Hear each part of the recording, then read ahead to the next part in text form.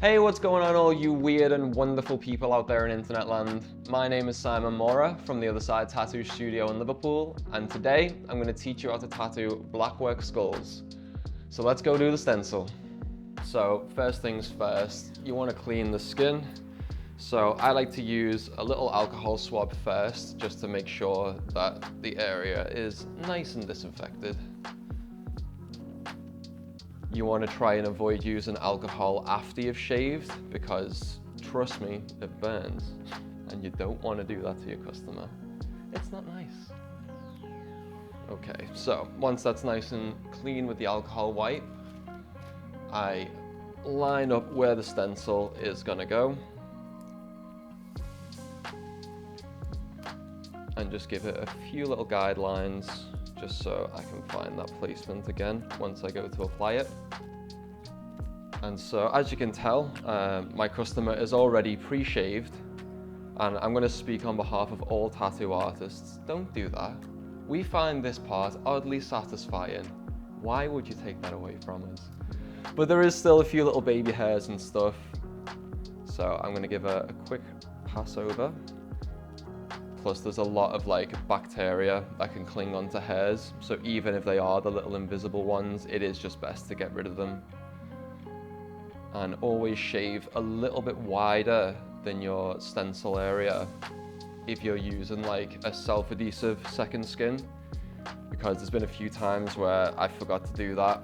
I put the second skin on and then the customer has to rip hairs out when they remove it. Again, not nice. Last little clean. So just a little bit of water and green soap. And then I like to use a little bit of the Hustle Butter foam just because it smells incredible.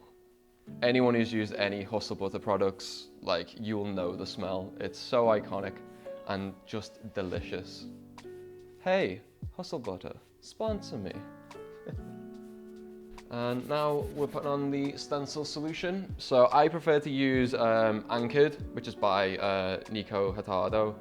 I've used a lot of different stencil fluids over the years, and for my personal needs, this is the one.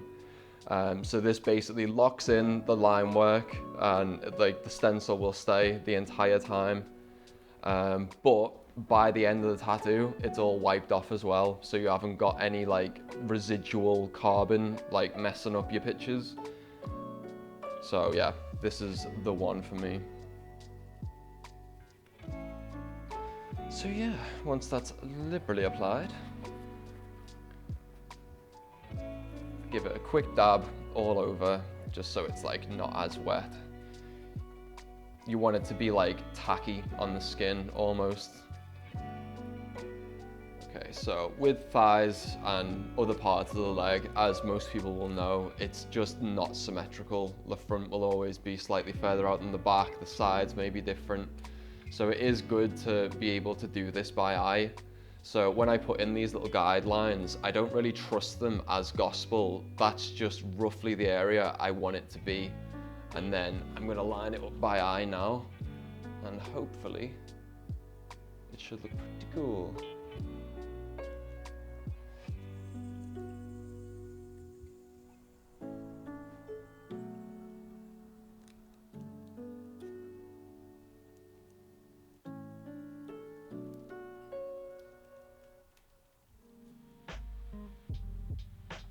So I'm just going to have a little step back and a look.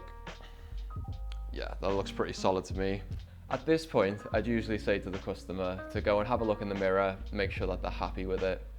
But with this one, she doesn't have to because she's getting what she's getting. That's on me. Okay, so getting into the tattoo. First things first, whenever I do a thigh tattoo, I always wrap up a cushion with cling film and put it underneath, just because it pushes the skin out on the sides a little bit more. So it just gives you a better view of the whole piece. And another thing to take into consideration is when you're starting, whichever hand you're using to tattoo, you always want to work up into the stencil and not over it, because you'll end up rubbing parts out prematurely and losing stencil halfway through. And if you're starting out early in your career, you'll be using your stencil as gospel, so you really don't want that to happen. Okay. So all of the needles that I'm going to be using today are quadrant cartridges. I absolutely fell in love with quadrant needles back when I was using like straight needles and old school machines. And once I got into using cartridges, as soon as quadrant brought them out, I dived straight in as well. Everything I use is 0.35 or long taper. And I'll talk a little bit more about why I favor that as we get into the tattoo. So I'm going to start out today with a 9 round liner, just because it's a pretty good all-rounder. You can get some nice thick lines, but you can also use the tip for texturing. And the machine that I'm using today is the FK Irons Flux Max, which is an absolutely unbelievable all-rounder machine. When I was using like more traditional style rotaries, I always used like a 4.2 stroke or something a bit heavier hitting, because obviously like my style, it's pretty much all line work, so I needed that heavy hit. But since swapping to like the pen styles, and just the consistency of this machine as well, I bought I think it's the 4mm stroke, this model, and it does me for absolutely everything. If I need it to go a little bit softer, it's got like a digital give that you can set up. But like I say, for my style, I don't really need it. So I ordinarily run bigger liners at 8 volts. But with every tattoo that I do, I always start it at 7.5, just because I don't want to dive in too heavy-handed straight away and blow out or overwork the skin. So I start it with a little bit lower, test the skin, see how it reacts, and if I need to go a little bit higher, I'll run it a bit higher. If I need to go a bit lower, run it a bit lower. So I'm just adjusting the throw now to make sure it's at a good level. Okay, so the ink that we're using today is Dynamic Black. Now, I've used this for years now. It was the blackest ink on the market when I first got it. And there is darker inks out today, like Panthera and stuff like that. But because I've been using Dynamic for so long, I like the idea that I could have a customer who hasn't been tattooed by me in like 6 years, but they could come and get something and the ink is going to heal exactly the same. So I'll probably end up sticking with Dynamic as long as I can, just for that consistency alone. I like the way it heals, I like the way it goes into the skin, so I've got no real need to change anytime soon. Okay, so we're going to make a start now. Like I say, I'm going to work from the bottom and kind of work over, just to make sure I don't take away any stencil prematurely. Okay, so I like to make sure the skin is nice and stretched. One thing that I tend to do that I haven't seen a lot of other artists do is I'll use my left hand to lean my right hand on as well. So once I've stretched, I'll then put my fingers over my thumb, and it just gives me that little bit more stability.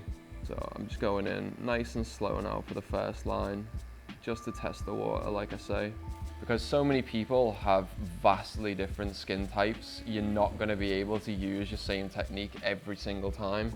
Even if it's like a customer that you've tattooed before, the skin on their arm could be vastly different from the skin on the leg. So it's good to just respect that, and every tattoo that you start, just treat it like it's your first time tattooing that person. Don't dive in too heavy-handed and too confident, because it can go wrong, trust me.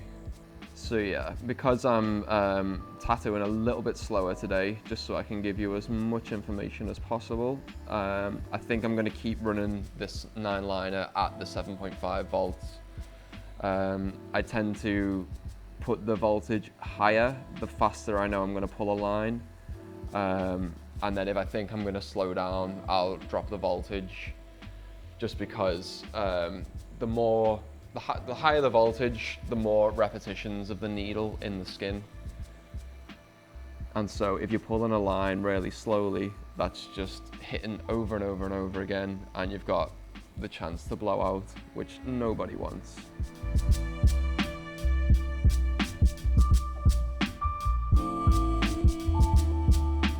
So over the years, I've dabbled in a little bit of everything. I've tried pretty much every cartridge company out there. But the thing that I like about Quadrant is it's not only like how like sharp and like polished and precise the needles are, but with a lot of cartridges, the companies just have like a lot of bulky excess plastic on the tip. But with Quadrant, I just find like everything's really nice and streamlined, and the housing around the tip, it just hugs the needle perfectly on every size. So I just feel like it prevents that needle rattle that you get with some cheaper cartridges. So I definitely think it's worth the price. So again, just moving on to this little bone here, because as I move up, this is where the potential for rub out is going to happen. And it's definitely worth taking your time with the line work. At the end of the day, it's not a race, and you are marking this person for the rest of their life. So just really take your time with it. I know when I first started out and I was an apprentice, I'd see like how fast some of the artists would tattoo, and it would just make me really jealous and make me want to tattoo fast. And so when I first started, I ended up like racing through like line work and stuff, and then wondering why it looks so bad. And it was only a little bit further down the line that I realized I just needed to chill and just slow down, give it the time it needs. As they say in Toy Story 2, you can't rush art.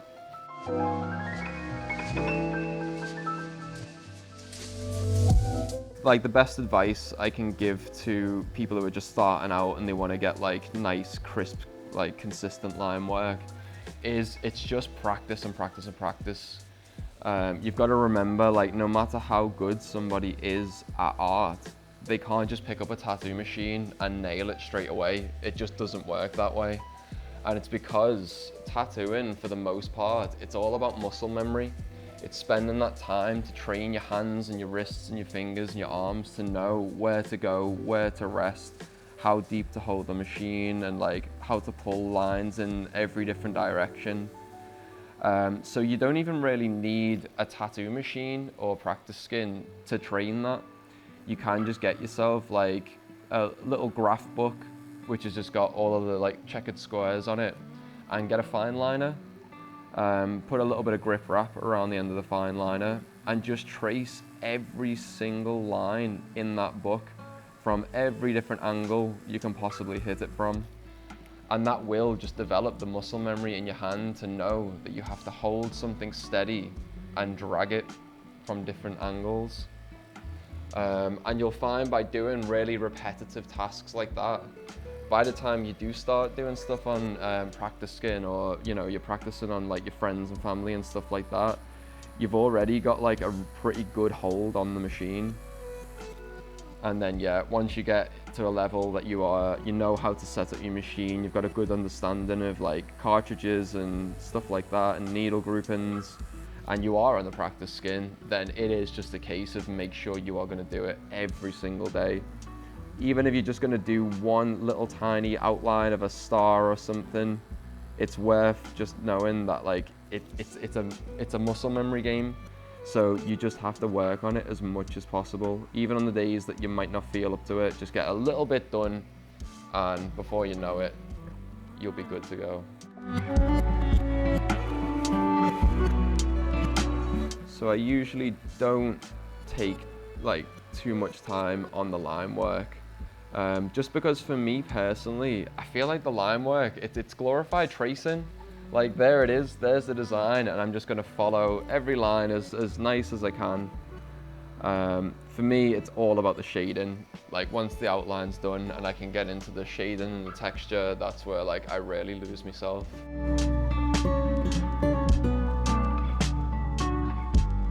So for me personally, I do like to pull lines towards me.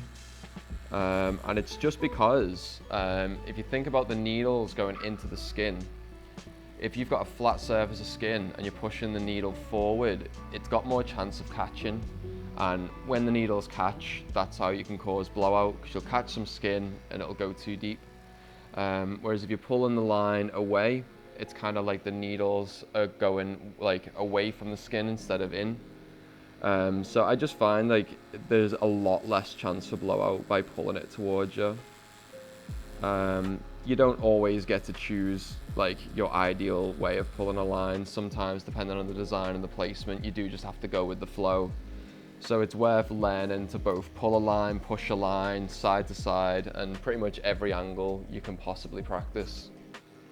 Another little thing that I always tend to do is once I've dipped the cartridge in some ink, I just give it a little shake on a bit of excess kitchen roll like next to it, just to get like any of the little drips off that like might fall onto the skin and blur the working area. Sometimes this does mean that you have to return and dip a little bit more, but it's worth it to keep a clean canvas, so to speak. So anyone who's watching this video who might be like just starting out, and you might be starting to worry about how am I going to find the right depth to tattoo at, unfortunately it can be a case of trial and error, but there's ways to avoid and minimize damage.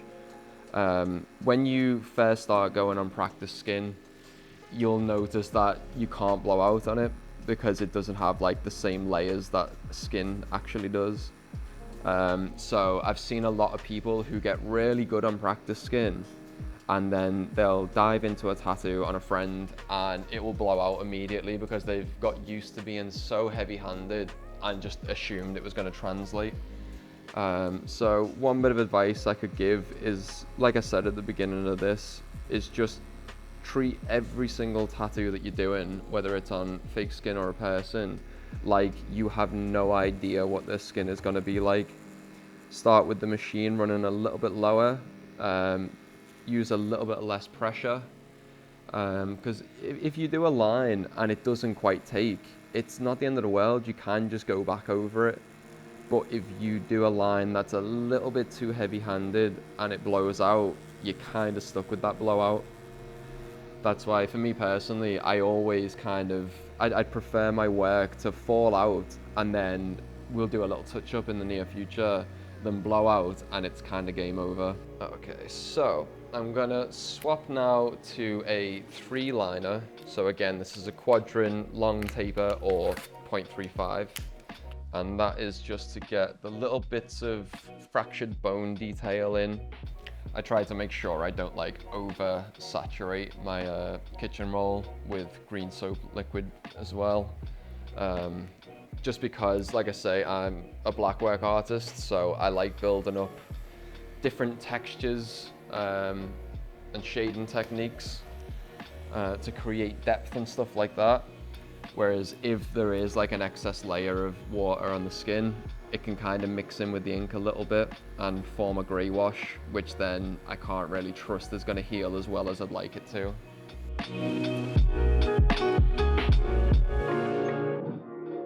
So for these little broken bone segments, I'm not really overthinking it too much because I know kind of the texture at the end is gonna make it look the way I want.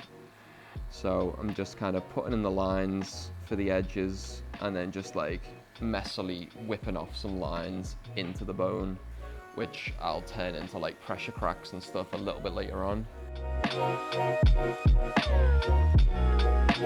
So I'm running this at the same voltage just because I know I'm going to be moving pretty quick with a 3-liner. But if you are unconfident with smaller needle groupings, like I say, the safest thing to do is just drop the voltage a little bit and just slowly build it up as and when you think you might need it. When I was first starting out, I was really into neo-traditional stuff, and I liked the really big, bold, clean, crisp lines. So when I was learning, that was it. It was my first few tattoos, the line work was terrible. So I I obsessed with getting my line work like crispy and as clean as I possibly could. But over the years, I've kind of learned to not focus too much on making sure every single line is crisp. Now, this probably isn't like great advice for people who are just starting. Like, I would suggest like try and get your first baseline work as smooth as possible.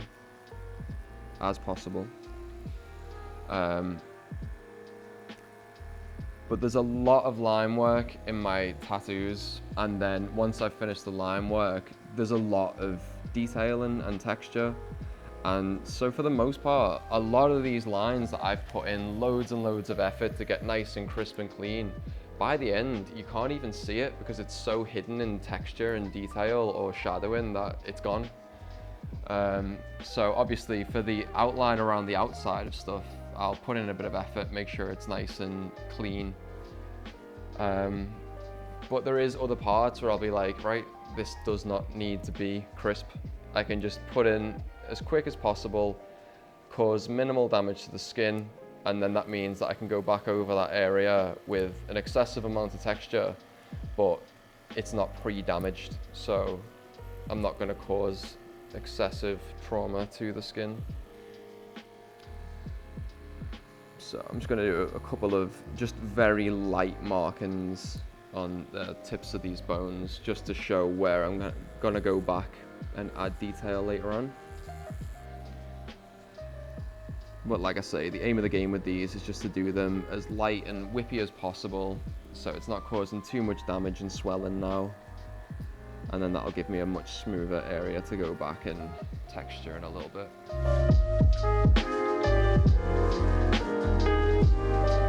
Okay, so that's enough line work on those bones for now. So I'm gonna swap back to the 9 liner just to get these little teeth in. So with these little fallen teeth here, they are a lot smaller than the bones, but I'm still going to use the 9 liner for the outside just to kind of get the same consistency.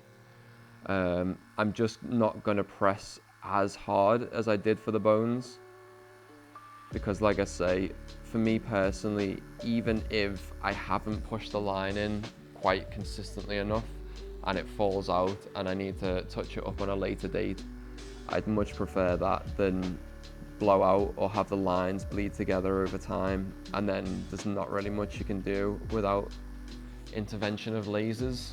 You might be able to see there that those lines aren't quite as consistent as the ones above it, but when I go back to texture this, I can re-hit some of the line work with a thinner needle once I've swapped to it. So not everything has to be perfect straight away if you know you can fix everything up along the way.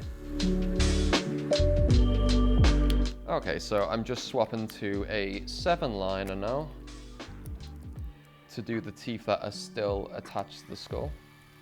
So once I'm doing the detailing on the skull, there's a lot of line work that's going to be very close together.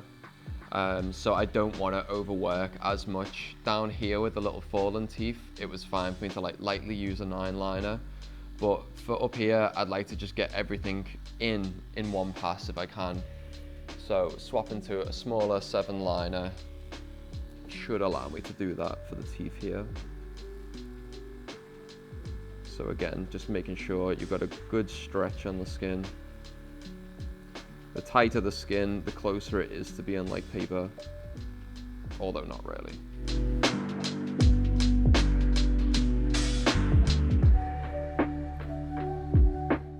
And don't be afraid to like touch the stencil whilst you're stretching the skin as well. Just pressing your finger down and moving it around is fine. Just try to not rub it too much. But the main focus should be stretching the skin. So I always try to go a little bit above, a little bit below, and then use my tattoo in hand to stretch towards the machine as well, just to make sure you're getting a good 360 stretch of the area that you're about to start tattooing.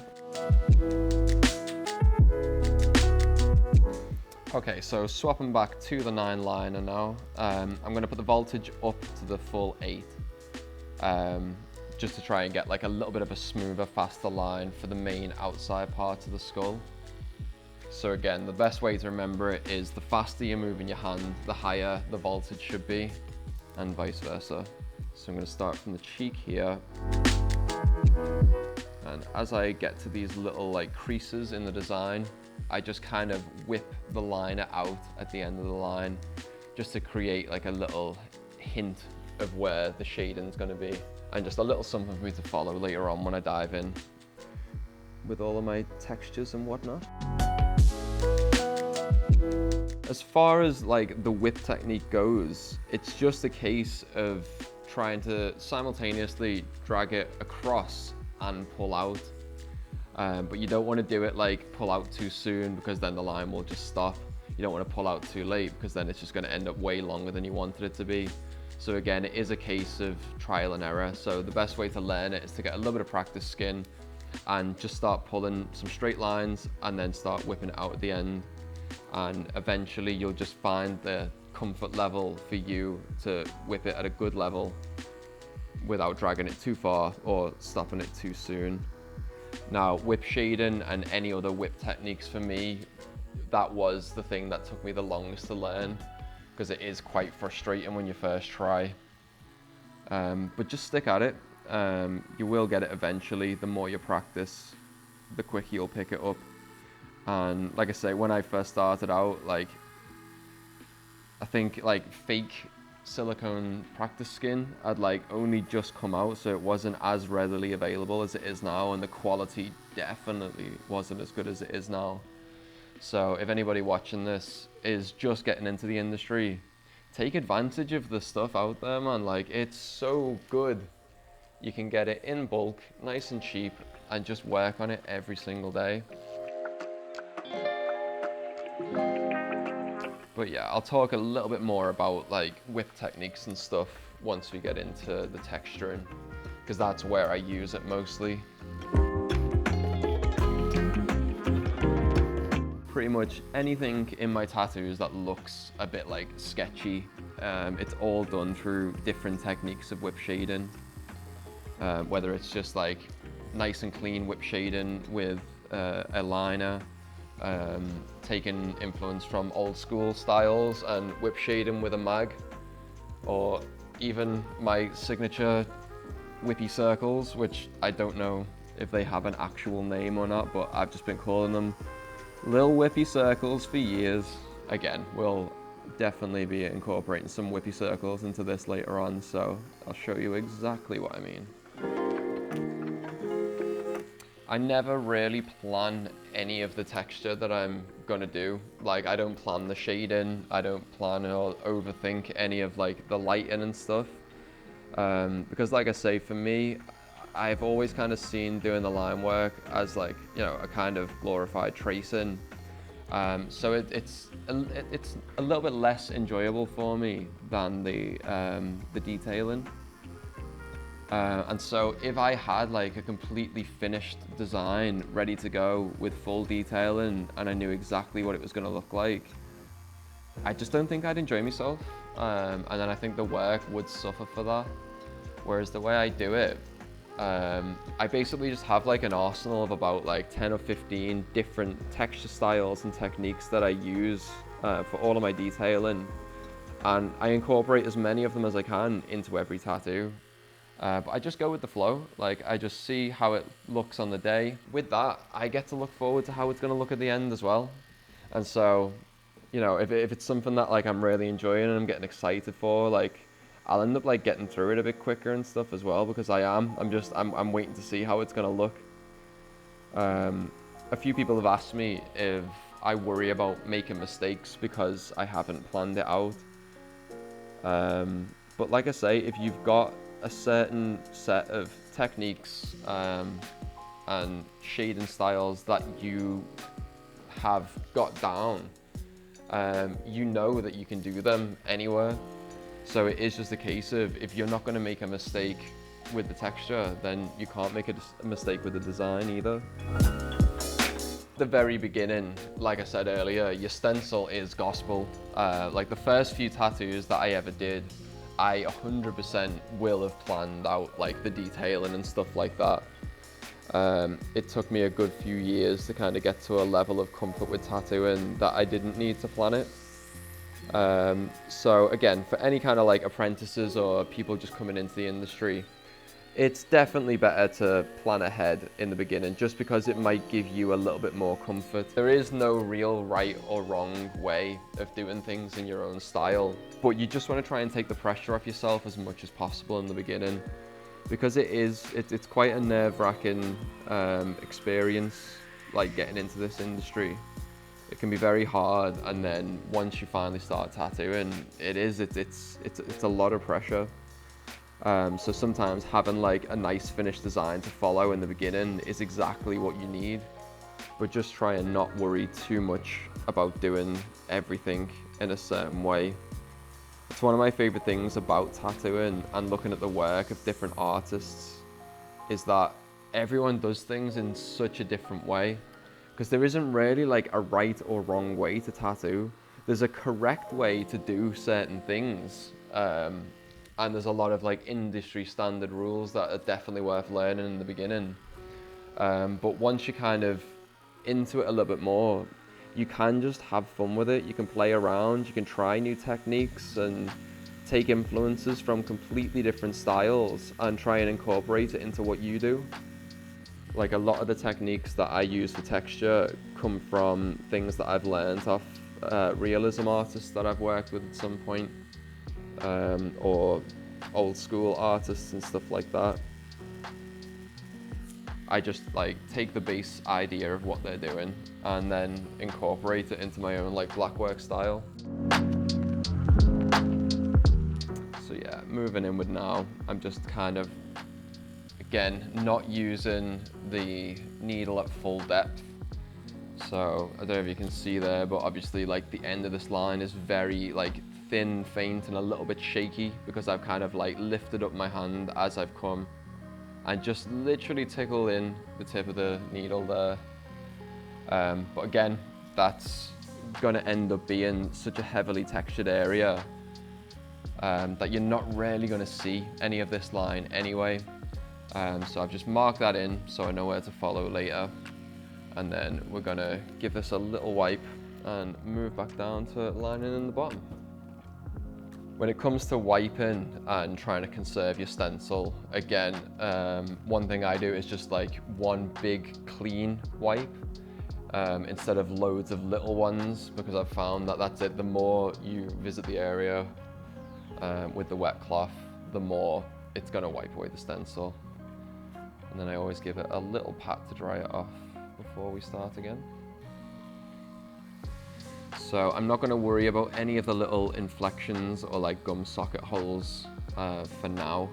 I'm just going to follow the baseline of the bottom with the 9 liner, so it's the same consistency.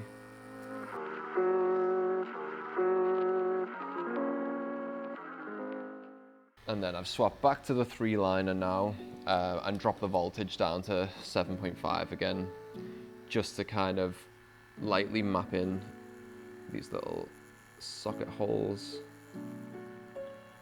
Again, I'm not going too deep just yet, and I'm not putting like too much detail in. I'm literally just mapping out roughly where everything is. So if the stencil's gone later on, I can still find and put the detail in everywhere I want to. Okay, so back over to the 7 liner now. Still running everything at 7.5 at the minute. For the line work, the voltage doesn't really change that much for me. It's only during the texturing, which again, I'll explain once we get there.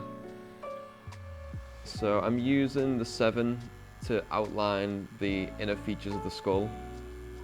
Now I do mix it up a little bit. Every skull I do, I try to make sure I don't repeat too much of the same thing, or like I'll experiment and do something a bit different each time.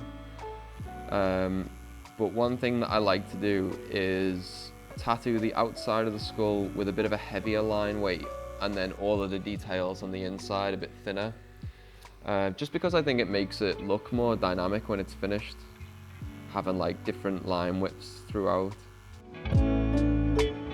Now a 7 isn't that much different than a 9, but like I say, when I pull out now, you'll be able to see like there's a bit of a noticeable difference. And I just like mixing it up. Like I say, I like to incorporate as many different textures and different things into each piece as I can do. And again, using that little whip out technique with every line. So we're gonna stick with the 7 for doing the eye socket outline. One thing I've always done for some reason, and I don't really know why, but I like to break up the top of the eye sockets, like on the brow bone. I always like to have something going, like I don't like it to be a consistent line. I don't know if it's just taste or what. But I have like a few different motifs that I swap between for this type of thing. So I like to do like smoke coming out of the eyes, but for today I've gone for the classic crack at the top and the bottom of the most prominent eye. So again, I'm not gonna do any of that with this thicker needle. I'll only do that when I'm swapping back the texture, so I'll just leave a little gap for now.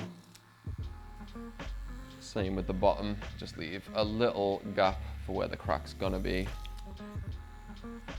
And I also never finish the line work on the inside of the eye.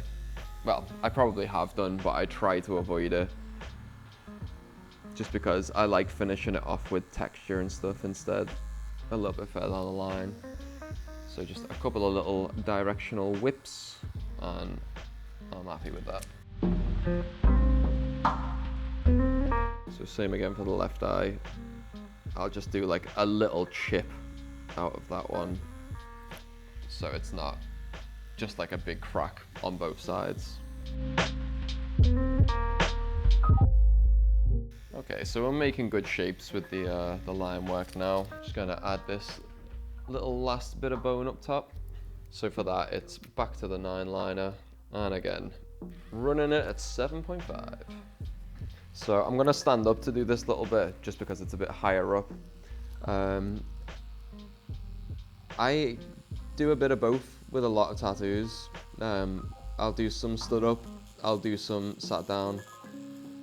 As long as you've got your technique down with like the muscle memory and stuff in your wrist, you should be able to tattoo in pretty much any environment. I can tattoo with like anybody's machine, in any studio, any sided setup, stood up, sat down, because I spent the time just meticulously training my hand to be able to pull a line from every angle. So another bit of advice I'd give to people in the beginning as well is don't fixate too much on just one machine. It is worth studying the history of like tattoo machines and trying to learn a little bit of everything, because you'd be surprised just by finding out some new knowledge about older machines might give you a completely unexpected insight to the industry and how you're going to proceed in it. So what I'm going to do today is I'm going to use a Quadrant 11 flat mag, and I'm essentially going to use it as if it's like a flat tip pen. I'm going to line with it to create these little like flips and inflections. You just have to be careful not to overwork skin if you're going to use any kind of mag drag technique or use a mag for anything other than shading, because there is times when I'll use it on the edge to create line work and stuff like that. Just proceed with caution. So I'm going to drop the voltage down to 7 volts for this, just because I want it to not hit as hard and look maybe a little bit more wispy, like paint strokes. So the faster you'd run it, the more consistent you'd get a line off the mag. So like I say, the bottom of this symbol, it's got a flat edge and then it goes a bit wider in the middle. So what I'm going to do is start pulling it along the side, and then I'm going to drag it up and then back along this way, like you do with a calligraphy pen, but I'm doing it with a flat mag instead. So So as you can see, it kind of creates this really interesting technique where it looks like 4 or 5 different liners in a row all working together. But it heals kind of like a paint stroke, which is what I really like about it. And it's nice and faint. So when you have certain sections like up here, which might overlap, it just creates its own texture as you go over it. So it's really fun to do, really satisfying. If I'm trying to make it look as clean as possible, I do try to have the steadiest hand I possibly can. But for this one, I do want it to look a little bit messy. So I'm gonna stop and start and like leave little gaps and stuff and just make it not as consistent as I would as if it was like a real nice, clean calligraffiti piece. When you're lining with a mag, it is just a case of just running everything a little bit lower and just taking into consideration the amount of damage that you're doing to the skin. Obviously these needles are designed to be used soft for shading, and what you're essentially doing with this technique is turning it into 5 liners all at the same time. So just bear that in mind. Try to not overwork the skin too much. And in terms of practice, I think it really helps actually having a little go at using like a calligraphy pen or a flat edge marker or something on paper before just diving in. Because again, it's just a case of muscle memory. I know that is my most overused thing that I'll say today, but it's because that's just the way it goes. But definitely run it at a lower voltage just because you will be lingering on the skin a little bit longer than you would with a normal liner. Just because, you know, you want to make sure you're going to get it as perfect as you can in that moment. But it is super fun once you get your technique down.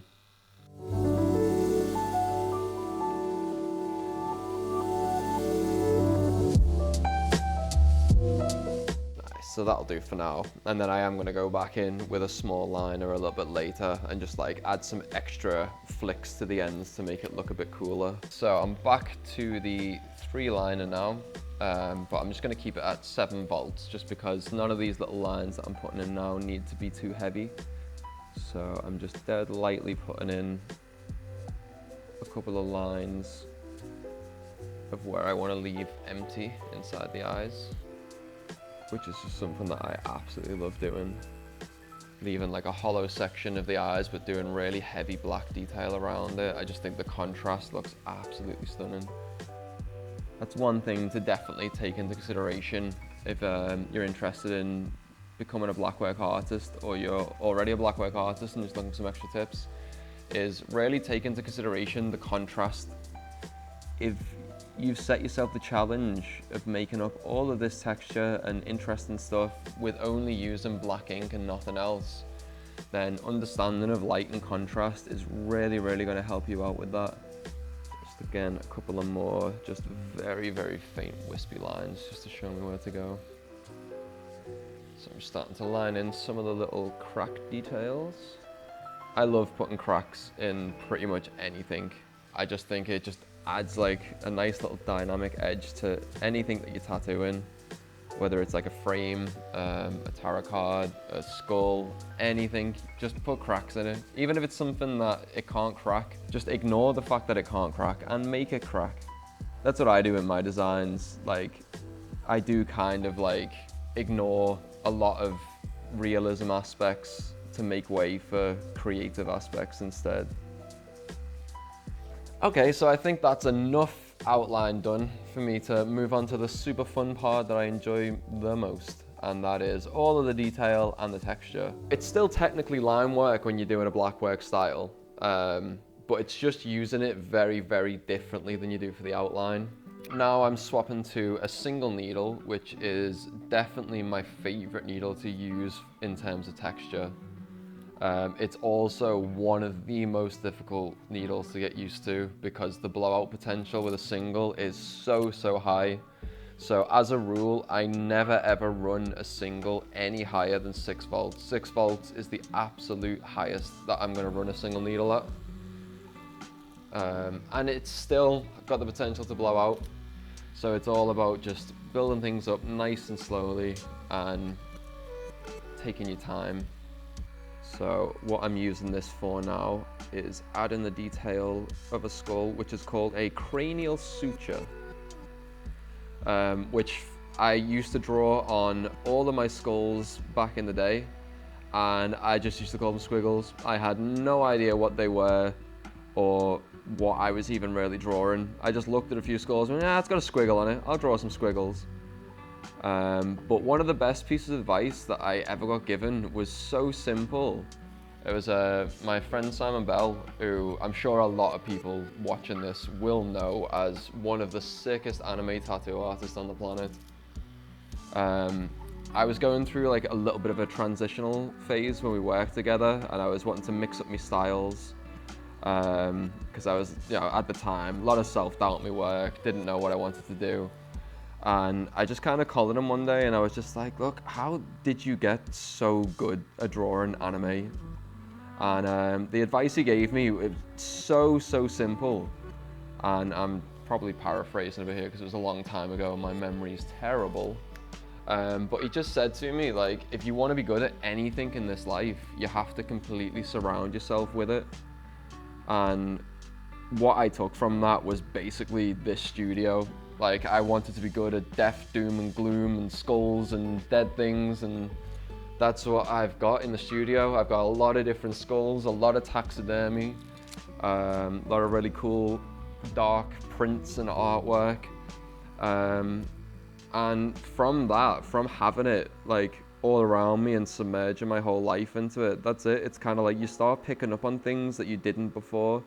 You start asking more questions about the things that you like. And so like when I first got like a skull, I'd just sit there and study it and look at all the different parts. And I just started like researching like anatomy books and having a little look online. And that was it, like with the human skull, I always thought it was just the top part and the jaw, the bottom part, and that was it. That was your two parts with some squiggles on it, like I say. But I'd say after a little bit of study, I learned like, there's loads of different parts of the head and the skull, and that they are all held together by these cranial sutures. And so when I was adding them to my old artwork, it was there, just a big squiggle on the forehead, but it didn't make any sense. But once I had like a bit of a better understanding and I'd actually researched what it was I was drawing, I started putting them in the right places. And even though I draw them more illustrated and exaggerated than they are on an actual skull, it's in the right place and it looks right. And it's all just because I have that like better understanding.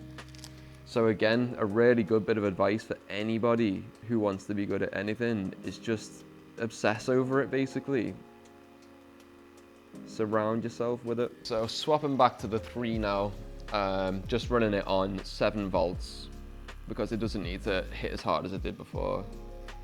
So I'm just going back and accentuating parts that I want to shadow a bit more once I get into the detail properly. Same with these little cracks on the bones. So I'm just pulling a fairly consistent line and then just whipping it out at the end. So the way you build up texture with whipping a line is basically the tattoo machine is just hitting dot after dot after dot, but it's doing it that fast that it creates a line. So with whip shading, you're kind of exploiting that. So there's a few different ways you can do it. You can either rush your hand way quicker and that'll create a bit of needle bounce, and that's what creates the whip effect. Or you can run your machine lower. Now, personally, I've never really done that. I've always worked with just moving my hand quicker or slower, just because I think it's the best way to learn, because you have a lot more control over the textures that you create and stuff. Okay, so I'm gonna start adding some heavier shading now. So again, still with the 3-liner. I'm gonna start with the nose. So this section here, I wanted to go from dark to light in a gradient.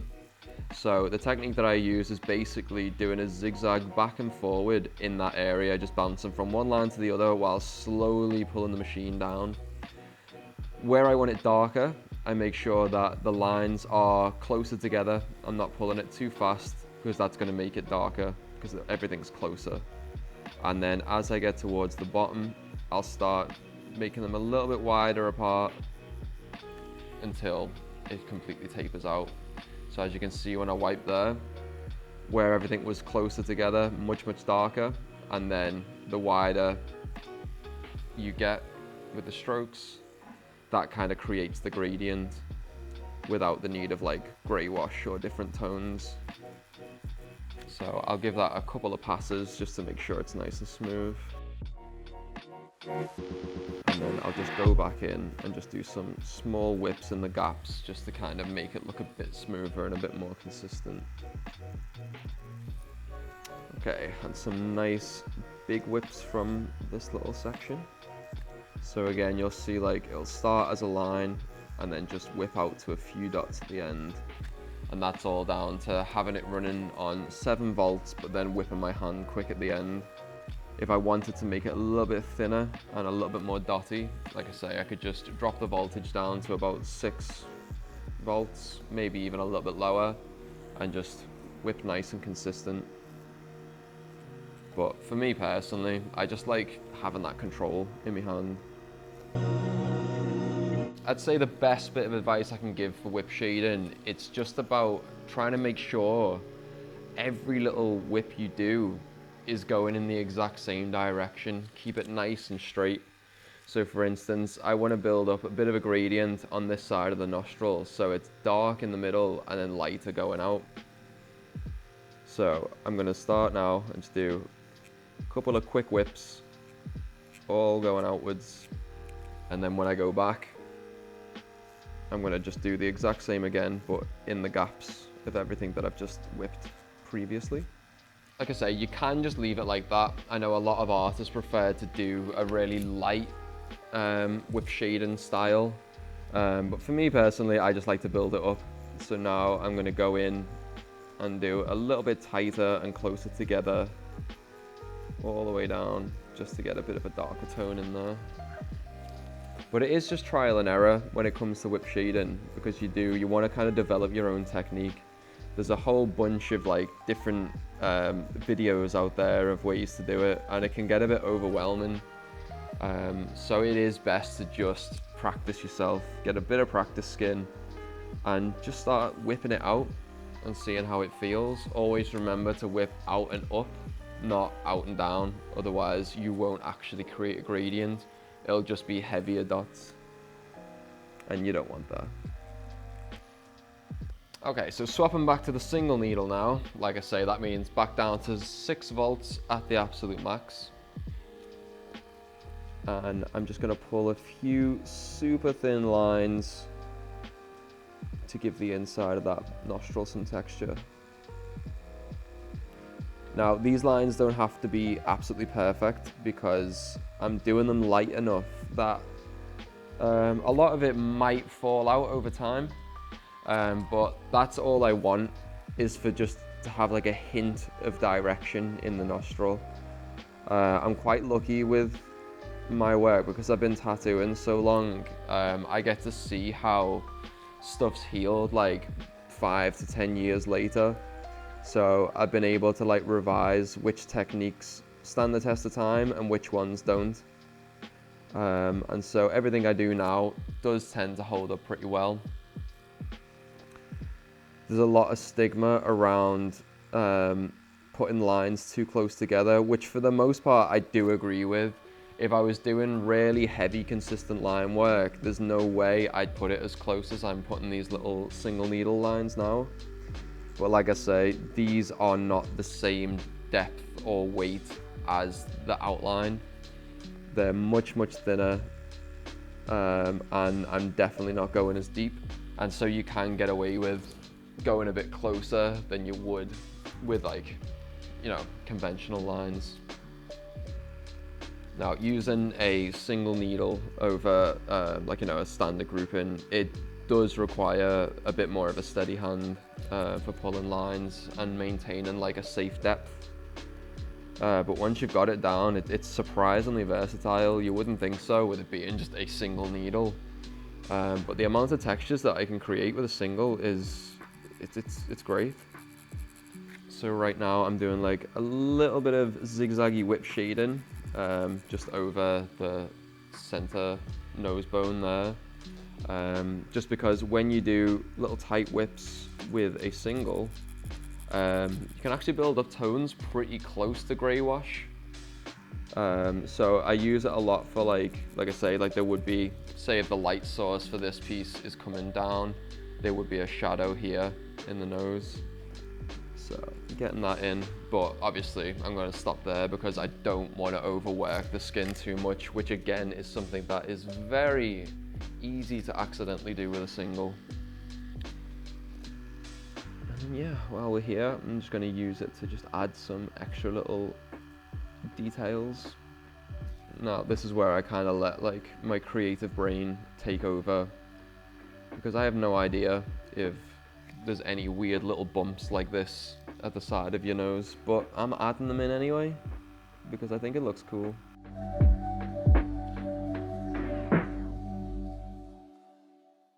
So again, just doing a few little whips with the single needle here just to create a little bit of contouring just where the nose meets the top of the mouth. I definitely prefer like whip shading over regular styles, just because you can really take your time with it and focus on like the texture in each area. If I was to use like a big mag and grey wash on this skull, I just get big panels done and out the way really quick. Whereas by using a single needle, it means I'm gonna slow down a little bit, I'm gonna take my time on each area, and I'm gonna have to like come up with new and interesting textures to fill every bit of space that I move into, because I can't just like, you know, blanket shade big areas with a big mag.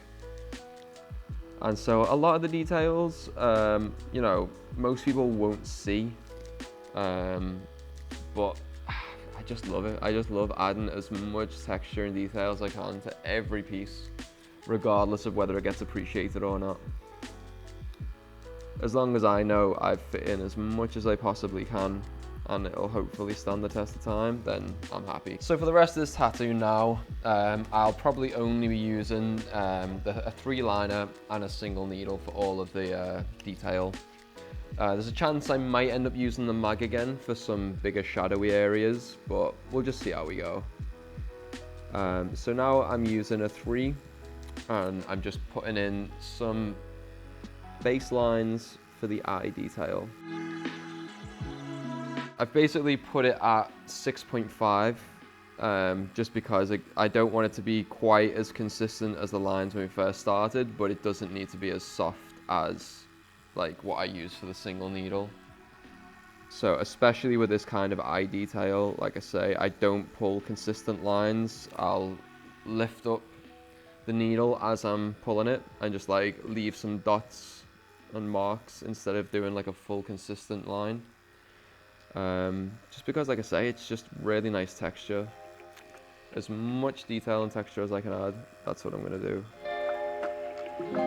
That's as much as I'm going to do with a 3 for that eye, just because, like I say, the bigger the needle grouping, the less you can get them close together without it bleeding together over time. So while I do want these eye sockets to be quite dark, I still don't want, I want to be able to maintain as much texture as I possibly can. So I've done a few baselines with a 3, and then I'll go back in with a 1 to kind of fill that out a bit more. So whilst we've got the 3 in the machine, we'll do the same on the other eye. So I do a couple of consistent lines, and then some less consistent dotty ones.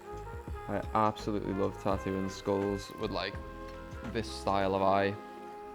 It was actually inspired by one of my favorite artists, who's a graphic designer called God Machine. If you've never heard of him, I 100% think you should go and check him out. His stuff is unreal, and you'll definitely be able to see a lot of my influence there. One thing to take into consideration is the way I do these eyes. It's inspired by God Machine, but I try my hardest to make sure like I never rip off anyone who I'm inspired by, there is a lot of stigma in this industry and in the art world in general about people not being able to take influence without being a direct rip-off. So it's definitely worth treading carefully when you're taking influence from another artist, just because, like, you know, the last thing you want to do is piss off someone you admire. So always, like, credit people who have gave you inspiration. And if you see someone doing something that you like, don't just copy it yourself. Try and look at it like, okay, I really like what that person's doing, so how can I use their techniques and style and do it in my own way? It's far more fun doing it that way.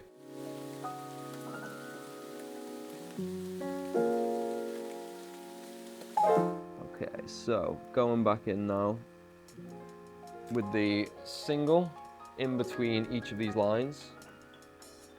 So obviously that's back down to 6 volts. And like I said earlier, I'm making sure I'm not doing these lines too consistent. I want them to be quite dotty and heal quite faint. And that is just to prevent it bleeding over time.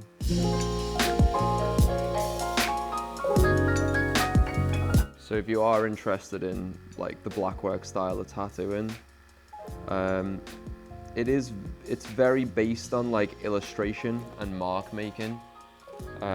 So I'd recommend checking out like graphic designers for influence, instead of, like, you know, maybe like other like tattoo artists or painters and stuff. Just because the techniques are very different. Like if you really like an oil painter, for instance,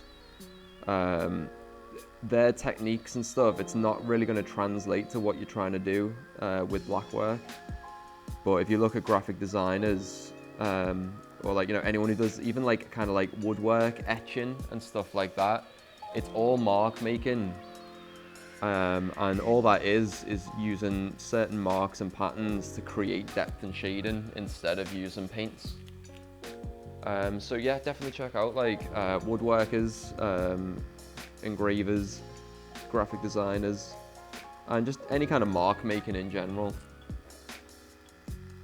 The more you research and the more you look into, the more little things you'll pick up on, and you can carry over into your own style. And I was really into anatomical art when I was younger, like that old Victorian etching style. So a lot of the stuff I do comes from a base of that. I was just, like I say, obsessed with it. And just how much like detail of human anatomy they were able to achieve with just like lines and dots. It absolutely blew my mind. And that's essentially all tattooing is making crazy amounts of detail with lines and dots, especially Blackwork. Okay, so before this eye starts to like swell too much, I'm just gonna go back to the 3, keep it on 6 volts, and just give it a little few whips coming out from the edge, just following the curves that I've already put in there.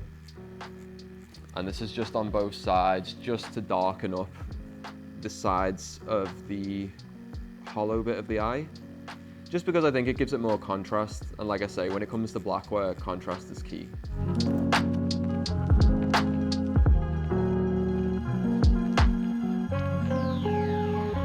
And then I'm just gonna add like just a few little dots, just for a little bit of extra texture. There's no rhyme or reason why those dots are there. I just like them. How Bob Ross of me. Happy little accidents. So same again for the other side. Back using the single needle on 6 volts, of course. And I'm just gonna run some little faint dotty, inconsistent lines in between all of the lines that I made with the 3-liner earlier, just to build up the texture.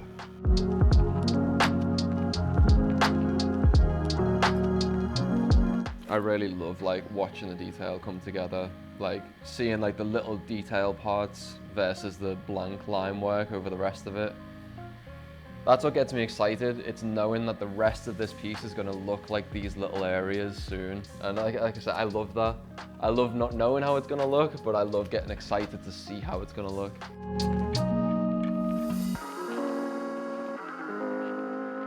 Okay, so same as before, I'm going to swap back to the 3 and just darken the edges.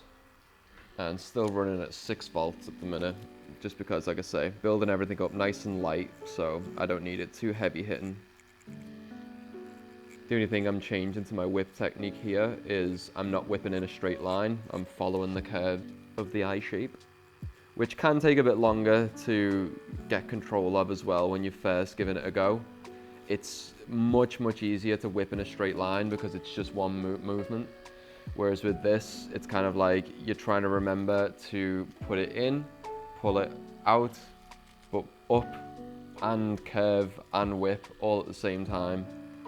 So it's a bit crazy when you first give it a go, but eventually it just becomes automatic.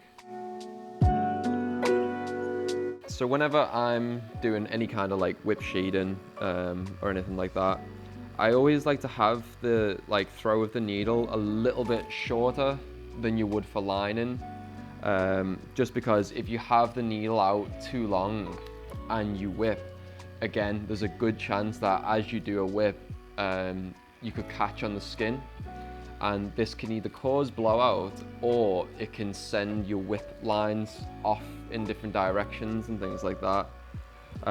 So I always have it like a little bit lower, a little bit higher up into the cartridge, and that way you just get a bit more stability as you're whipping. But you can kind of have it out long as well. It would just be a case of like monitoring the needle depth with your hand and making sure you know where to put it in the skin. But like I've said with a few things here, it's just always better to err on the side of caution. Run your machine a little bit lower, have the needle a little bit shorter, push a little bit lighter until you understand the skin that you're working on.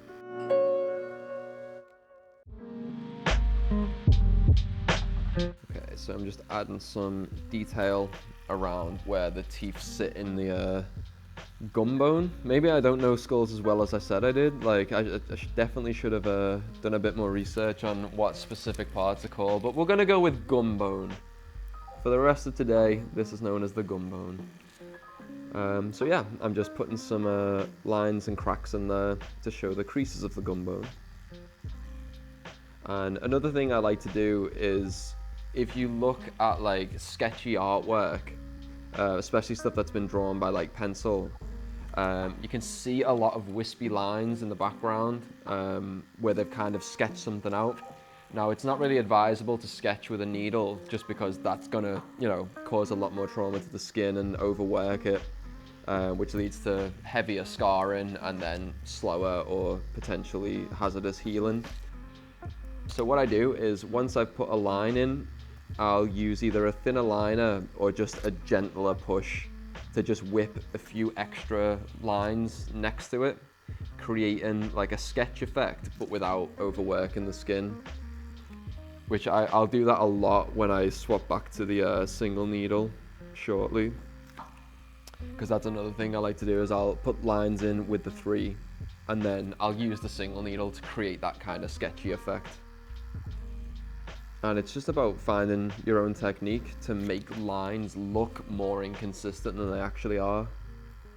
Which is weird. You spend all this time learning how to like tattoo just to try and make it look like in some areas you can't. It's crazy, but I love it. So I'm just gonna do some mini whips on the inside of the little gum sockets just to create a shadow falling down. And just a little bit of that zigzaggy shadowing underneath the cheekbone there. And same again on the other side. So like I say, you just pull in slightly faster as you get towards the end to create that gradient. So I've swapped back to the 1 now, the single needle. So still running everything on 6 volts at the minute. So I'm just using this to get in a bit more of the tooth detail, because I can go nice and small, do some little grooves and cracks and shadows without like overworking or making too big a marks.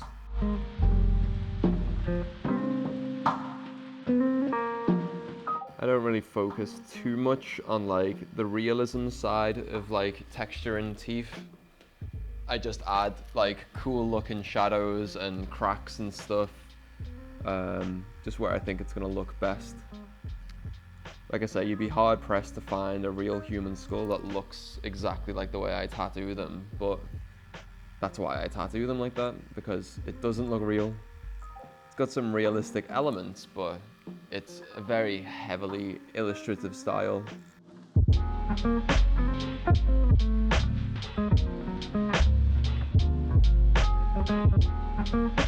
So obviously the molars here, they sit a little bit further back than the other teeth, so I will kind of go over them with some of that kind of like zigzaggy whip shading, just to kind of give them a bit of a darker tone, just to put them further in the background than the other teeth. The further back something is, the darker I tend to shade it. And then a few little dots, just again, because why not? So I'm just gonna run around now and just kind of add a little harsh drop shadow under most of like the bones and like where the teeth are, and underneath the jaw there, the cheek, sorry.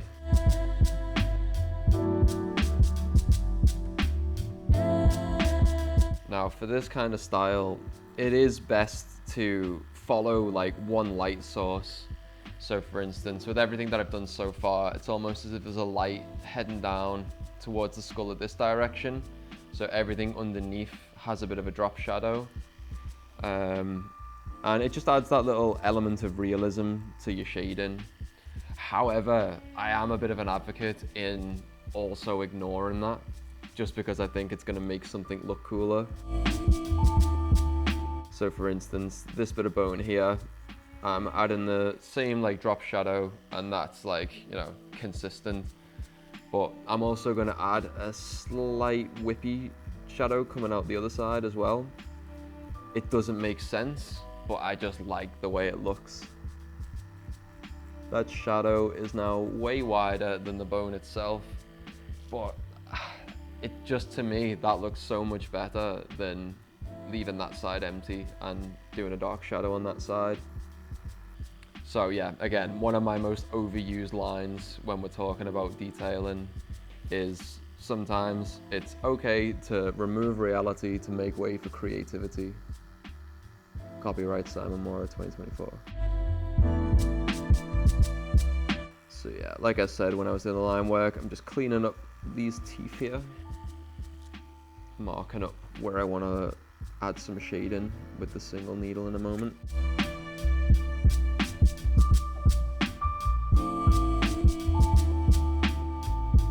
So I've swapped back to the single needle now, just to put a little bit of extra details in. Like, I'm just gonna add another one of those little cranial sutures in on the cheekbone here, and same again on the other side.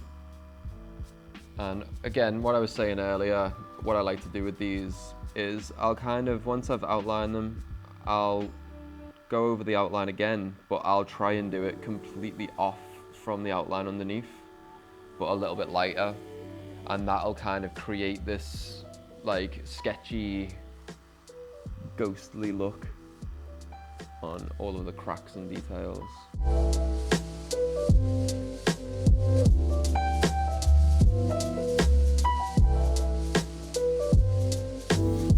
Okay, so I've swapped back to the 3, but still running it on 6 volts, just to add some extra little flicks to the symbol on the forehead.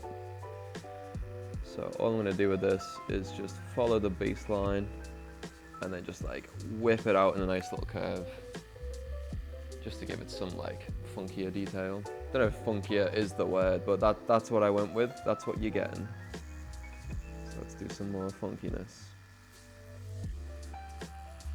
Again, another thing I like about like calligraffiti over calligraphy is the fact that because it doesn't have to look like a specific letter, there is no rules. I can just add extra little lines and inflections to go anywhere I want, just because I think it looks awesome.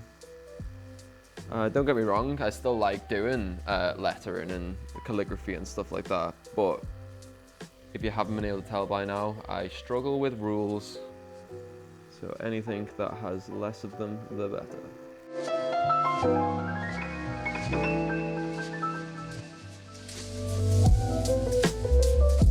I'm gonna also add some random little dots coming off parts, almost as if it's like ink spatter. If anyone's used a calligraphy fountain pen, you'll know that it's quite easy to cause spatter all over your beautiful clean writing. So at least this way it looks like I meant it. So the best thing to do if you're ever adding like spatter to anything is don't overthink it, because if you overthink it, you'll end up putting the lines too uniform, like the same sizes, or they'll be next to each other, and it just doesn't look as sporadic and chaotic as spatter is supposed to. So just don't overthink it, just dot away.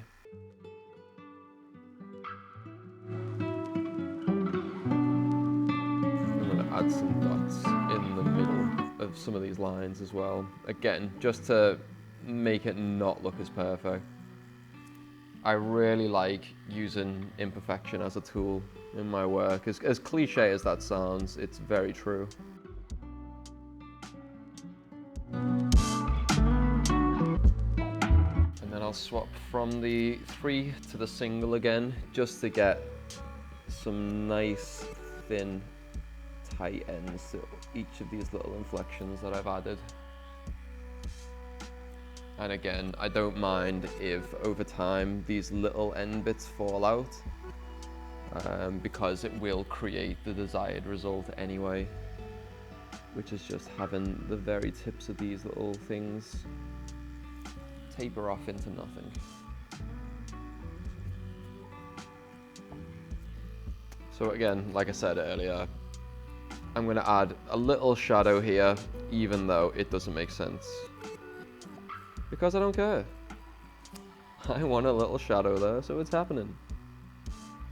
Like I say, I think unless you are doing realism tattoos or artwork, I do think you can get away with just ignoring some of the rules of light and contrast if you want to. And ultimately just have fun with it.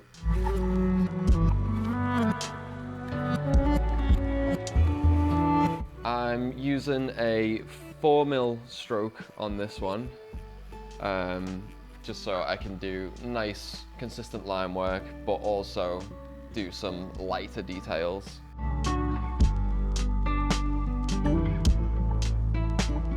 And it might seem a strange thing to be happy about, but I love the weight distribution of the whole machine. I come from a background of using heavier, older coil machines and old school rotaries. So having this kind of counterbalance behind my hand really helps.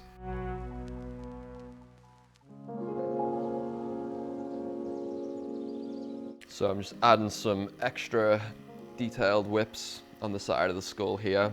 So the only difference with these whips from the ones I've been doing earlier is I start the whip straight away. I'm not pulling like a little line and then whipping the end. These are just whipping straight out of the pre-existing line work, because I don't want to make it too dark at the side. I just want to get this nice dotty stippling kind of texture. Because I've never really been into doing like actual like stippling and dot work where you do the dots individually. I don't know if it's just because like I'm lazy or I'm impatient, but I've always worked on like different techniques like this to create a dot work look, but without having to, you know, do every individual dot. And I think that's why I fell in love with whip shading so much.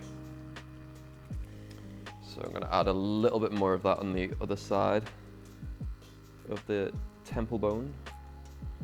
Again, don't know if it's called a temple bone. Really should have done some research. Quite ill prepared. That's on me. So I've swapped back to the 11 mag and put the volts back up to 7. And that's just because I want this area at the back a little bit darker than most of my other textured stuff.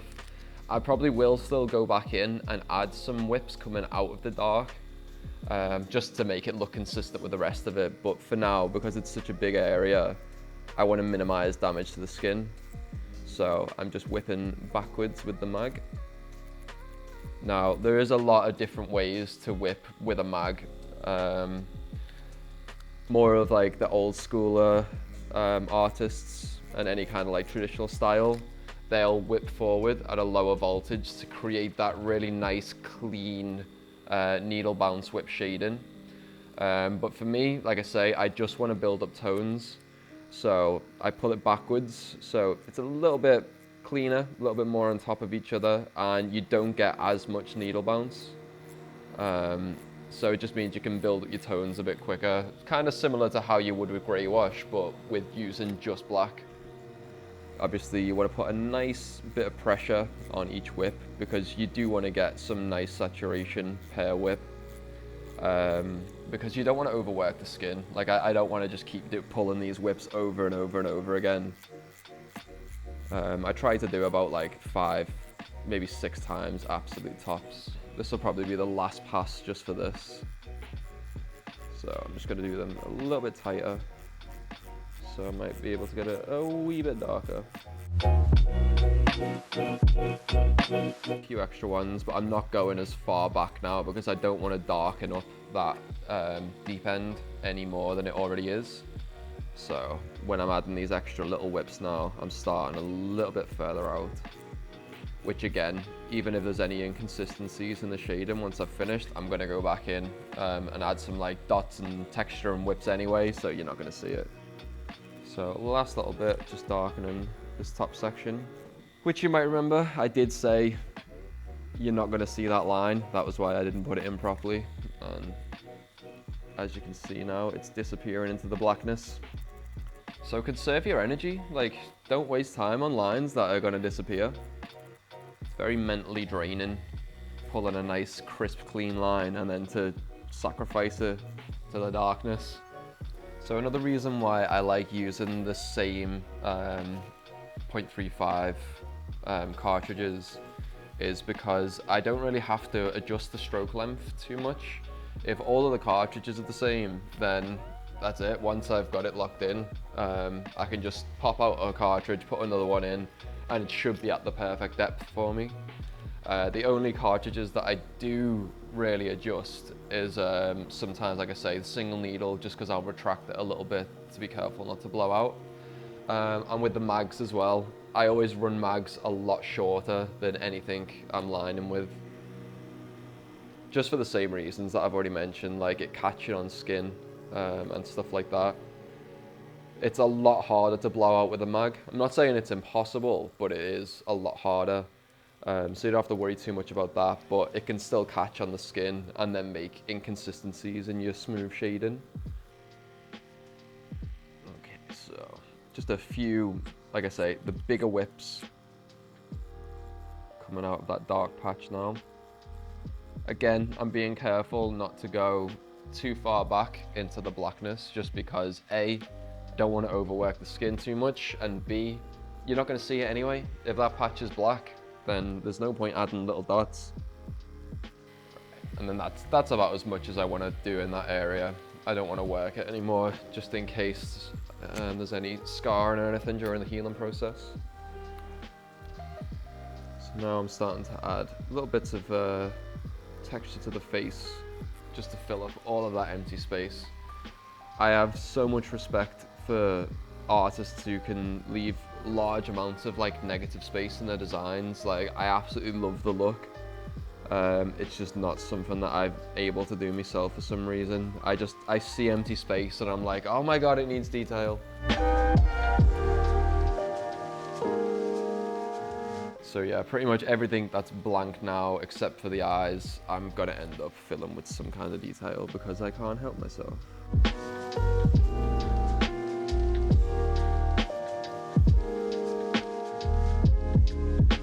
So yeah, like I've said before, I'm not really getting too hung up on what things are gonna look like. I'm more just filling space with textures that I like.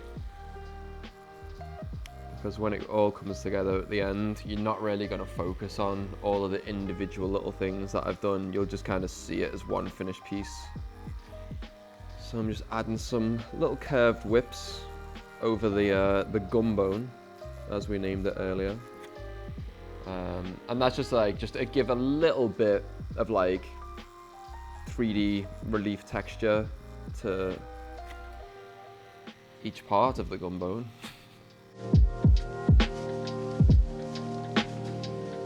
But as with a lot of the other stuff, I'm doing them all very different, a little bit inconsistent, just so everything looks different, really.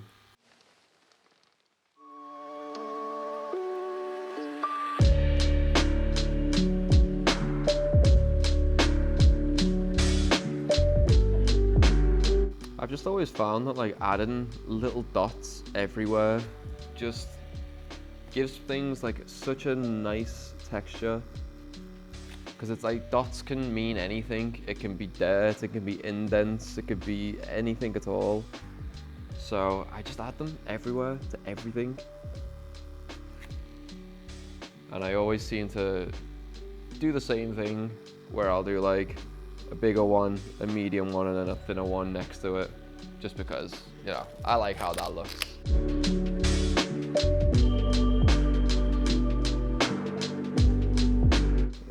Adding some more messy, inconsistent lines down the cheekbones, just to give it a little bit of texture. And then I will be going back in with the single needle at some point soon, just to add yet even more texture.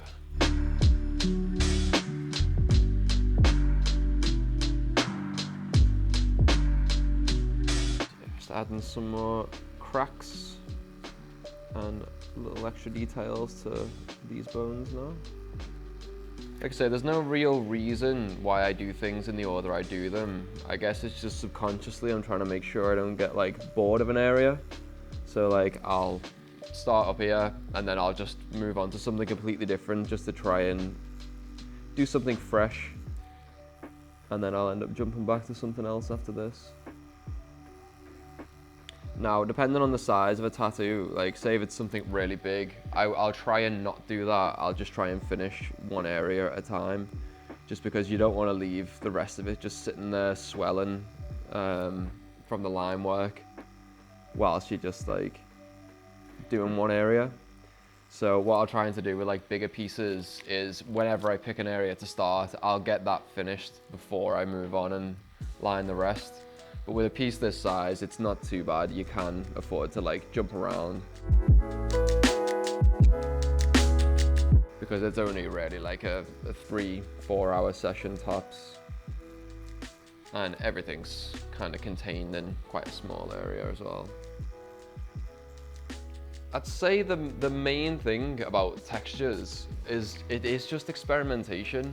It's taken influence from loads of different styles of tattooing from all walks of the industry, and then just trying it in your style. So obviously for me it's Blackwork, so I take some techniques from like realism, and then I'll use that but with like heavier liner needles instead of like a mag. But yeah, it's just a little bit of trial and error. See what you'd like to create and then work out how to do it. And yeah, don't be afraid to experiment as well. Like, especially in the beginning, one thing that a lot of apprentices forget is like, you're in a position that you're allowed to fail. Like, you're supposed to mess up. That's what is expected of you. So take advantage of it early on, that you can just have fun and play around and test things out on like stupid friends or practice skin and things like that. Like, you don't have to nail it out the gate. So have fun developing.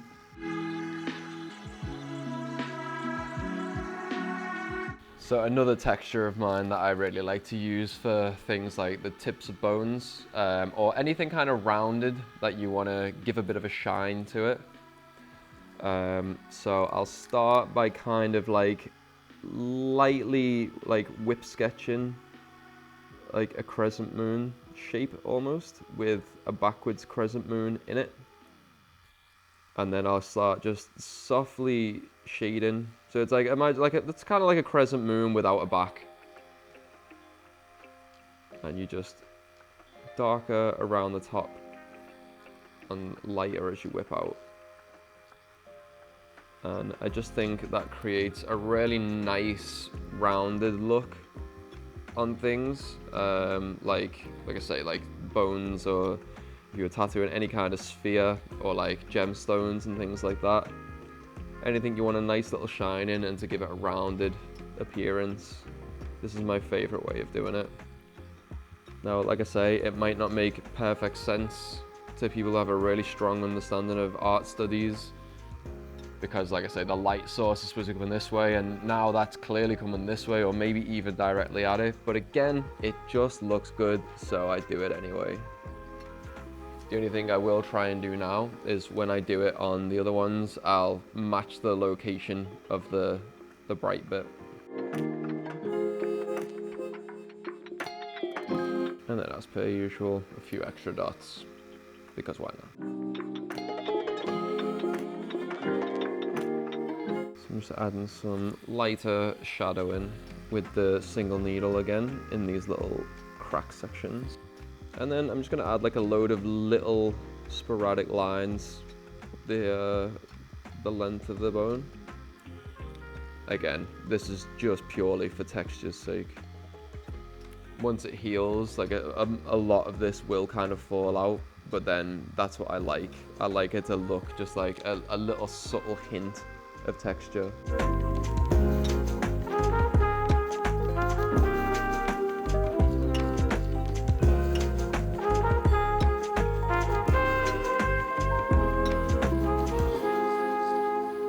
Adding some more little whips into this bone section, just to... I need to try and stop saying the word texture. I've said it so many times over the process of this video. Just gonna add some extra little splinters of bone and some dots around the area, just to make it look like there's a whole bunch of different sizes that have snapped off and are currently flying through the air in this section.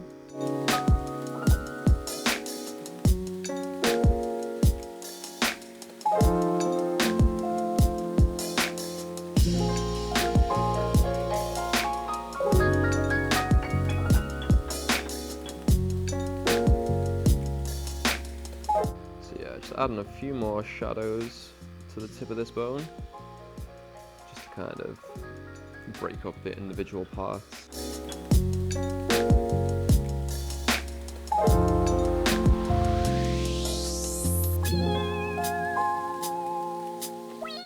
I'm just adding the last couple shiny ends to the rounded parts of these bones.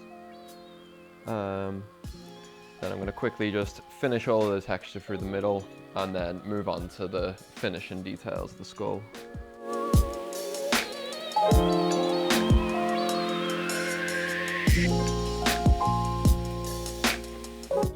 So again, I'm kind of bending the rules a little bit here and doing the shadows going from the tips of these little cracks up, because that's how I've done them on like the other bones. And even though, because it's flipped, it should go the other way, I just like to keep it consistent because I just think it looks a little bit better.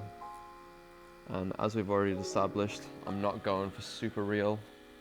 I just want it to look cool. So a few more thin lines through here.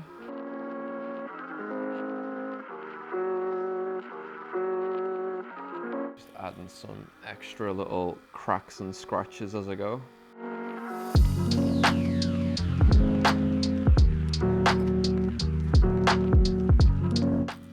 Just darkening up this one a little bit more, just to show that it's slightly further back than anything on top of it.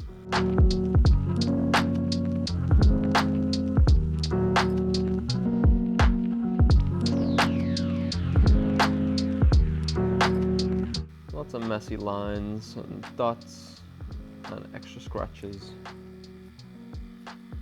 all the way up and down this tattooing like old, broken and worn out bones like these, they're a really good way of practicing textures, to be fair. Because, you know, you could say like they've been excavated, so they're covered in dirt and things like that. So there's no real like cleanness to them, so you can just try a little bit of everything. And if anyone questions one of your experiments, you just go, yeah, it's just a bit of dirt. That's what I do anyway.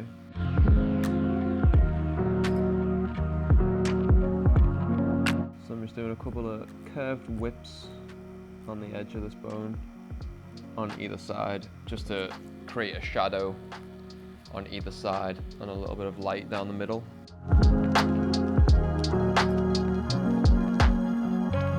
Just because this little section here protrudes a little bit further than any of the other ones. So it's nice to give it some depth.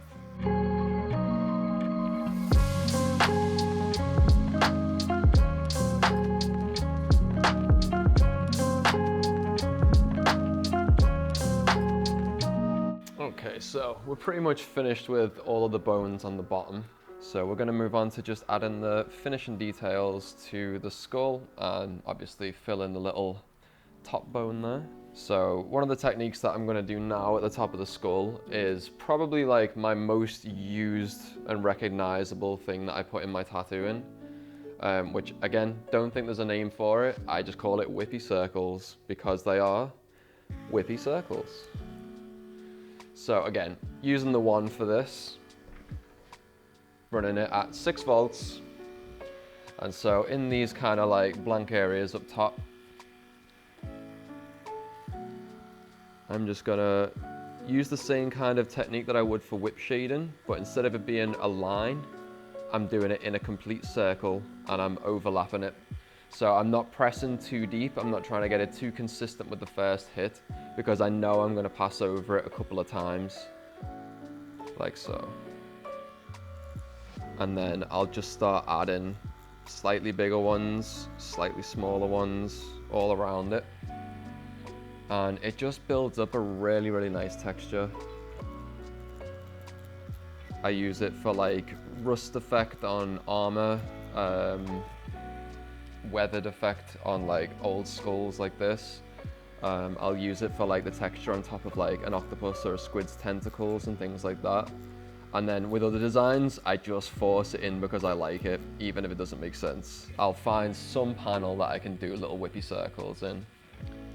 And so what I'm going to do here is I'm going to press a little bit harder on the ones at the back, just so they're a little bit darker and a bit more noticeable than the ones at the front. And I'm going to try and build up a little bit of a gradient with them, so the little circles are going to get lighter as they go towards the symbol. And then when I add them on the other side, it's going to go darker here and again lighter towards the symbol. I have done some skulls where I just completely cover the entire thing with these little whippy circles, just because I get carried away with texture and detail. But as I've mentioned, like I've been trying to work a little bit harder on going with like the contrasty styles, because I do respect the hell out of it and I overthink too much to do it myself. So I've been working on it. We're getting there. That is another thing to take into consideration as well. Like, this is going to be my 14th year of tattooing, but I in no way feel like I've like mastered it. I still feel like every tattoo I do, I'm picking up something new. And so it's worth bearing that in mind, that you never truly stop learning. Just because you finish your apprenticeship doesn't mean that you've got everything down perfectly. You should constantly push to learn and better yourself. Like, obviously be happy with your work, but don't focus too much on the things that you do right. As pessimistic as that might sound, all I mean is you can't really learn from things that you nail first go or get good at really quick. It's better to like focus on the little things that you, not necessarily mistakes, but the things that you think that you could do better in the future. And just respect the fact that that's it. It's a long ass process. You are going to be learning now for the rest of your career. You should never feel like your work is at 100% the best you can do, because it's not going to be. There should always be room for improvement, no matter who you are or how long you've been doing this. Equipment changes every year. Newer techniques come with the newer equipment. So just keep rolling with it. And don't stress yourself out in the beginning. If you're one of these people, it might take a little bit longer to learn than others, then so be it. I know people who have cleared an apprenticeship in like a year and been really good. And then I've seen people who it's took them 4 to 5 years to finish their apprenticeship to get to the same level as that person got to in a year. Just don't let that dishearten you, because like I say, you are going to be learning indefinitely now.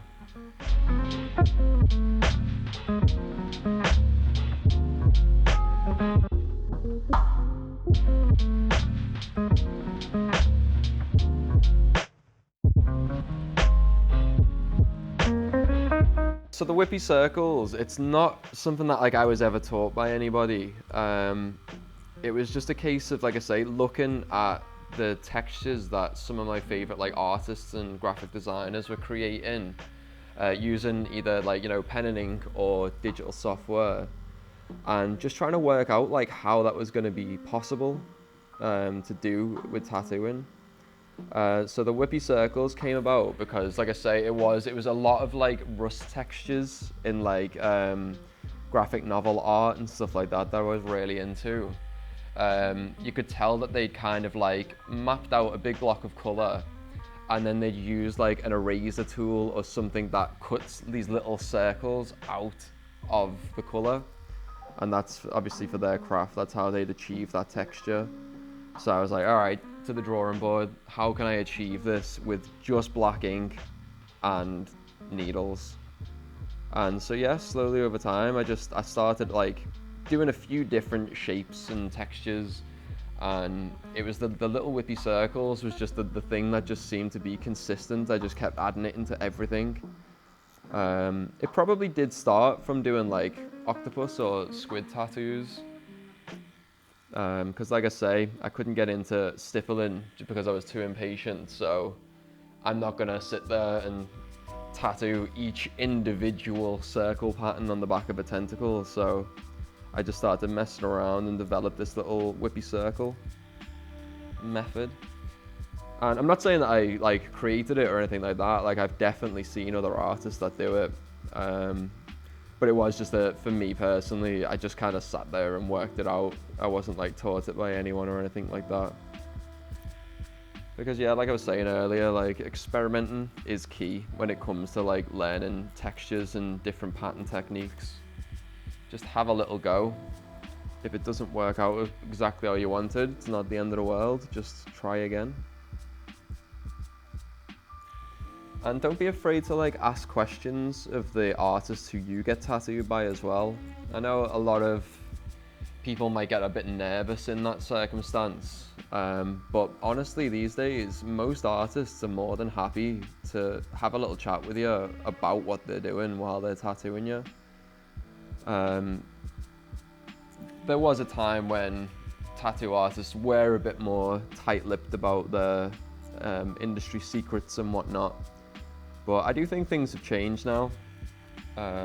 Like, I'm happy to, if I'm ever tattooing somebody who's really interested in getting into the industry, I'm happy to answer any questions that they might have about what I'm doing, what stuff I'm using. And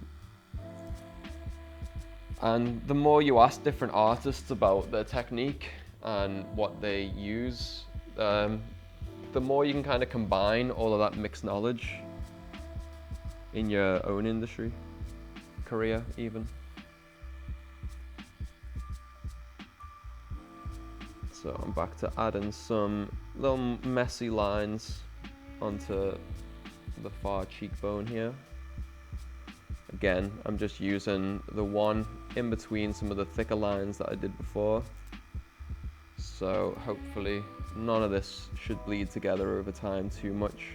There's always chance for it happening a little bit, but that's just the nature of tattoos. Like, they do, like, it blobs together over time.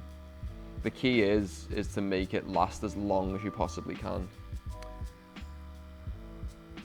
A few more whippy circles in this eyebrow.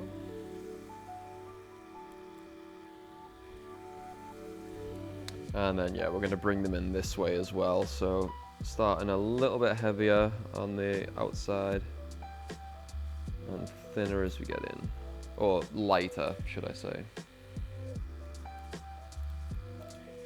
Now with this kind of technique, you don't have to worry too much about them all being perfect circles, because obviously you're using it more as like a texture than an actual circle.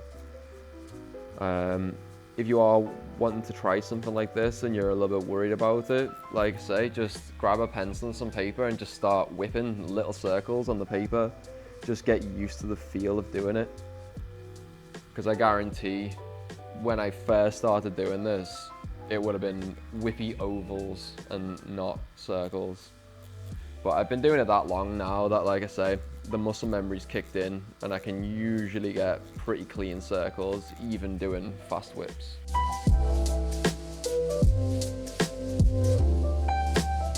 So swapping back to the 3, I'm just gonna add a few extra little whips coming in from this side just to help darken it a little bit and just add to the contrast. And also, again, add a few extra dots just all over the place, just to kind of pack it out a bit more, make it a bit more interesting to look at. And then same with the back. I just want to add a few little whips along the outside edge just to make it look a little bit darker than the rest. Not too many, because like I say, at this point in the tattoo, I'm always a lot more wary about the risk of overworking. So I just want to add a few whips just to help. But I think another reason why I do like to use a series of liners to create me detail over mags is I do think it's a little bit, you're less likely to overwork once you've got your technique down if you're using liners, because you're only hitting a small space each time. Whereas with like large mags and stuff, you are kind of like chewing up more of the skin.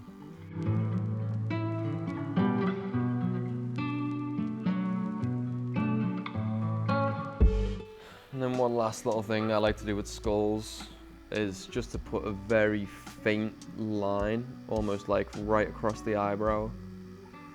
Even though skulls don't have eyebrows, I like to kind of make it look like it does, just for style's sake. Okay, so just gonna texture up this last little bit of bone, and then we are pretty much done, I think.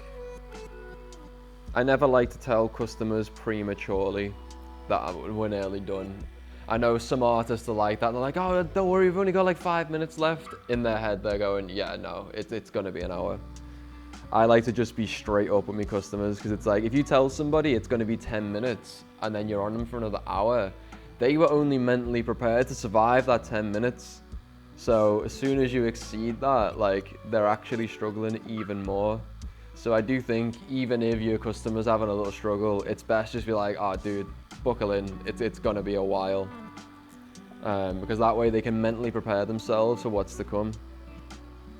Honesty is key, guys, come on.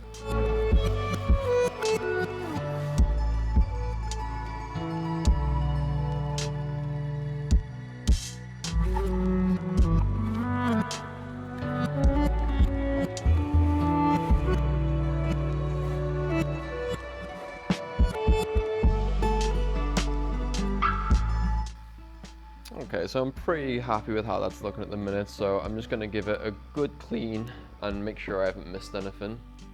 Yeah, I'm pretty happy with how that's looking, so I'd say we are done. So at this point, and especially because like this is quite red, you can see the skin's like still a little irritated. So I spray a little bit of the Hustle Butter foam on there, just because like I say, it really helps take the redness out of the skin. So give that a gentle little rub in, a very generous portion of Hustle foam. Portion?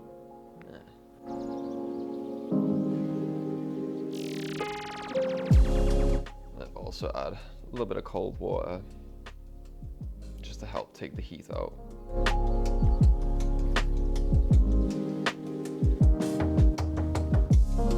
Okay, so I'm gonna let that sit there for about 5 or 10 minutes and then see how it's looking.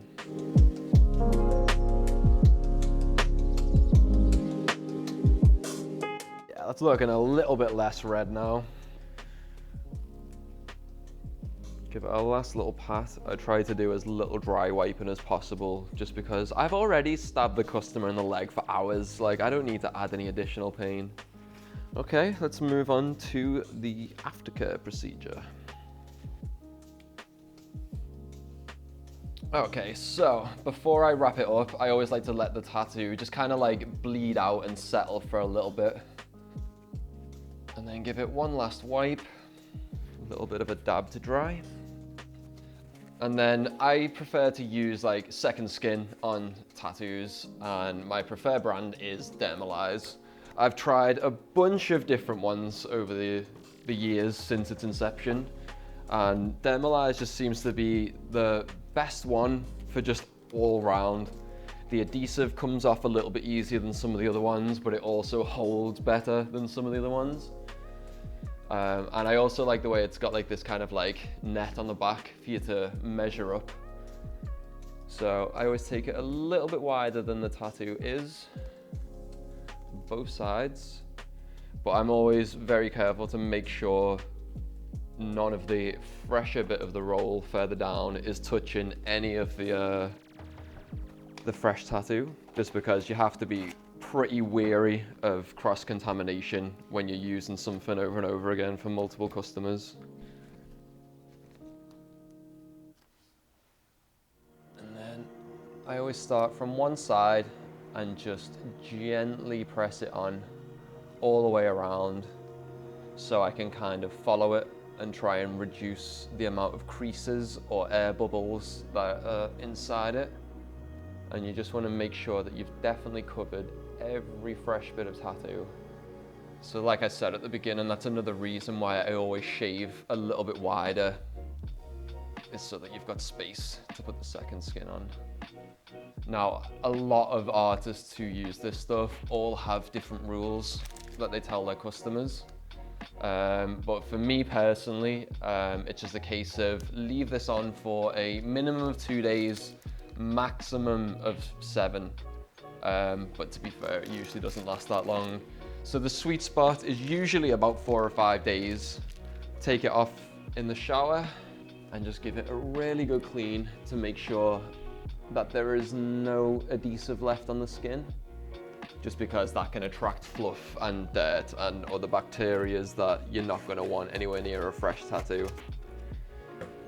And the thing I like the most about using second skin is if you leave it on for a good few days, it just seems to bypass the scab. It almost acts as an artificial scab out of the roll. So it starts healing straight away instead of like, you know, a day or so later. So I just think it really speeds up the healing process. And it also removes human error as well, because you can't get to it. You can't exactly pick it. Or like a lot of people have pets and stuff and your dog can't lick it. Which, it's surprising how many people let their dogs lick a fresh tattoo. It's baffling, but anyway. Yeah, that's pretty good. So yeah, that should hold up for the next 3 or 4 days. And then we'll see how it heals.